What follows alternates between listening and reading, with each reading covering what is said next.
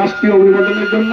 নেত্রকোনার দুর্গাপুরে বীর মুক্তিযোদ্ধা ও বাংলাদেশ সেনাবাহিনীর অবসরপ্রাপ্ত ক্যাপ্টেন মোহাম্মদ আয়ুব আলী বয়স ৭৫ এর রাষ্ট্রীয় মর্যাদায় দাফন সম্পন্ন হয়েছে। শুক্রবার বিকেলে উপজেলার বিরিশিরি ইউনিয়নের ভুলিগাঁও গ্রামের নিজ বাড়িতে উপজেলা নির্বাহী কর্মকর্তা মোহাম্মদ নাফিদ রেজওয়ানুল কবিরের নেতৃত্বে পুলিশের একটি চৌকস দল এ বীর মুক্তিযোদ্ধার প্রতি রাষ্ট্রীয় সম্মান প্রদর্শন করে।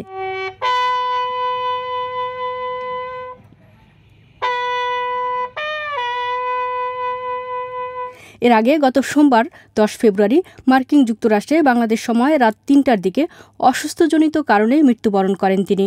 সেখানে তিনি ছেলের কাছে বেড়াতে গিয়েছিলেন। আজ শুক্রবার দুপুরে তার মরদেহ বাংলাদেশের নিজ গ্রামের বাড়িতে আনা হয়।